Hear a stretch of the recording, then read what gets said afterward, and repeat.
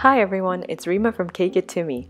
Today we're making these adorable Smashable Halloween hearts. You all loved my original heart tutorial so much that I decided I wanted to bring you something even more fun and creative with these Smashable Chocolate Hearts. So today we're making these adorable green monster and jack-o'-lantern Smashable Halloween hearts. I think that these are the perfect Halloween gift, especially for this year when we may not be able to go trick-or-treating as much. They're so much fun to make and even better when you smash them open and reach for the candy inside. So let's get started. Here are a few things we will need to make the Halloween hearts. First up is a flexible geometric heart mold. This mold is made with a super flexible food grade silicone and is very easy to work with. It also has a level back so the hearts come out completely leveled as well.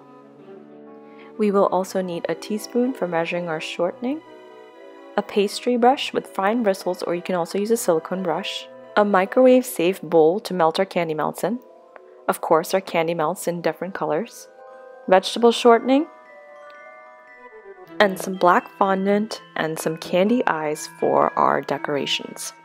So let's get started. First up is the green monster heart. To make a vivid lime green heart, I'm combining half a cup of green candy melts with half a cup of yellow candy melts. You could also start with white candy melts and use candy coloring in them. Once you have that, you're going to add half a teaspoon of vegetable shortening to begin with.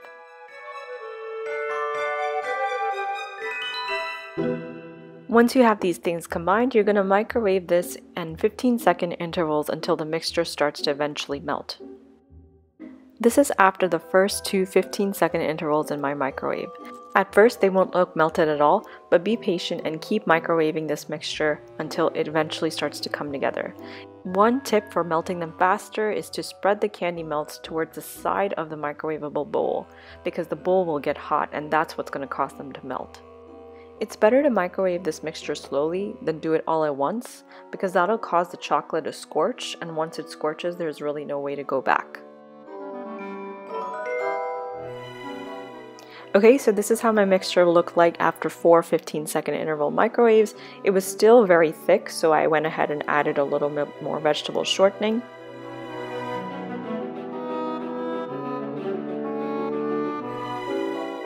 This is how my final mixture looks. It took 8 15-second intervals and 2 teaspoons of vegetable shortening.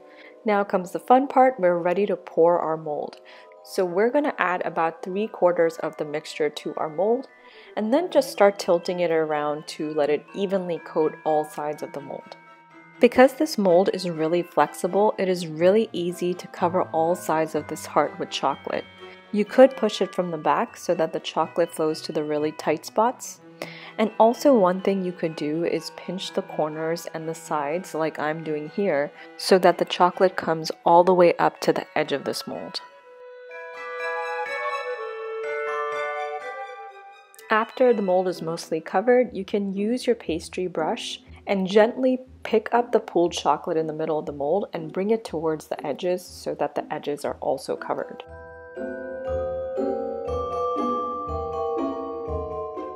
Once all the edges are covered, just take a spatula and just wipe off the excess chocolate on the edges of the mold. Then just take your mold and pop it into the freezer for 10 minutes or until it's completely set. So this is what it'll look like coming out of the freezer. And now it's just time to reinforce those edges one more time by painting on the remaining candy melt in your bowl to the edges. Now I've seen people try to reinvent this technique by trying to do a second pour to make the heart stronger, but I really would not recommend this because this makes the heart much harder to break with the mallet. So just stick to one coat and just reinforce the edges with melted candy melts. Once that's done, put it in the freezer for another 10 minutes to set. Now that the heart is completely set, it's time to take it out of its mold. To do this, I'm using a cake board so it's easier to transport, and a glove so that there are no fingerprints on the heart. To take out the mold, we just need to flip the mold onto the cake board and slowly peel back the mold from the bottom. And just like that, you should have a perfectly vivid lime green heart mold. Now it's time to decorate the mold with the candy eyes. To do this, just add a little bit of melted chocolate to the back of a candy eye and paste it onto the surface of the heart.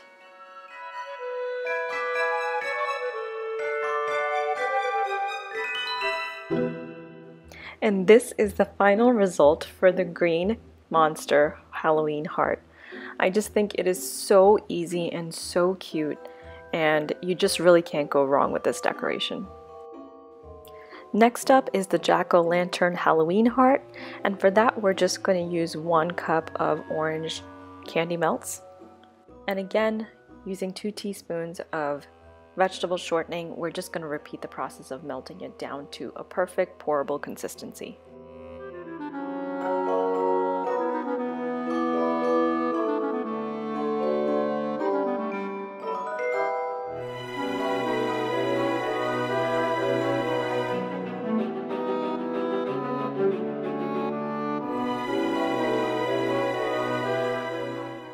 Now that you have your sparkly little orange heart, it's time to start the jack-o'-lantern decorations.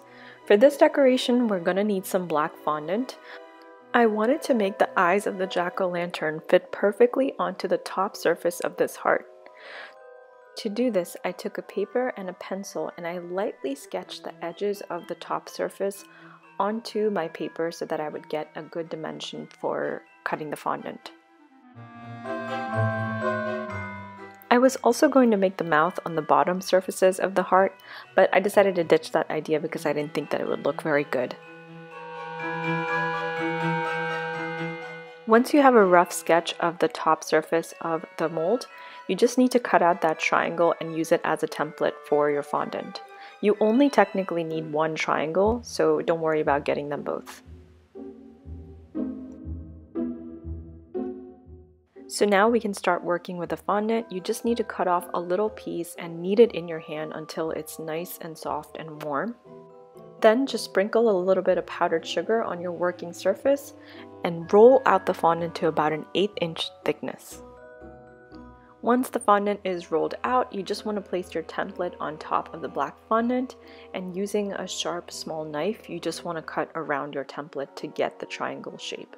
And you can use the same triangle template to cut out both of the eyes. You can also use the remaining fondant here to cut out a small triangle nose. Now it's time to make that classic jack-o'-lantern smile. So to do this, I again took a little bit more of the fondant, rolled it out to a 1/4 inch thickness, and using a small knife, I cut out the smile freehand.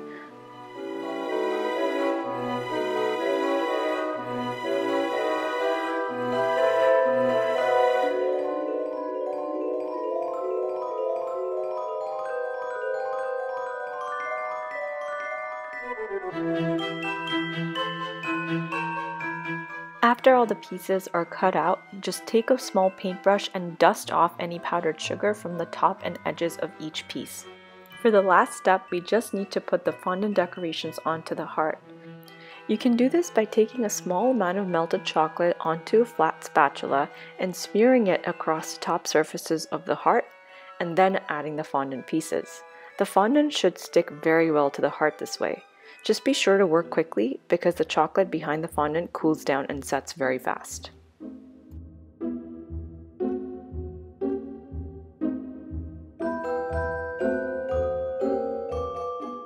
After adding the eyes and the nose pieces, it was time to add the smile onto the heart. For the smile, I decided to add the melted chocolate directly to the back and then place it onto the heart, rather than place the chocolate on first. This just gave me a little bit better control as to where the smile would be. My smile came out a little bit crooked, but honestly I feel like it gave the jack-o'-lantern just a little bit more character. Once the fondant pieces are glued onto the heart, it's just time to give it a finishing touch by brushing off any powdered sugar from the top surfaces of the fondant. And there you have it, 2 absolutely adorable Smashable Halloween chocolate hearts. I'm so happy with the way that these hearts turned out, and I also just think that they make for an absolutely adorable and fun Halloween gift or activity. If you decide to recreate these hearts, please be sure to give us a shout out on social media or credit for our creations. Since it's Halloween, this time I decided to put candy inside each of the hearts. Once the heart is stuffed with candy, you know it's the most fun part of this entire tutorial. It's time to smash open this heart and get to the candy inside. Honestly, these hearts are so much fun. that if I was a little kid, I would want to do this instead of going trick-or-treating any time of the day. Even as an adult, I think I would prefer these hearts over any other Halloween treat. If you enjoyed this video, please be sure to support my channel by subscribing and liking this video. Let me know what you thought about these hearts in the comments below, and I'll see you in another video. Bye!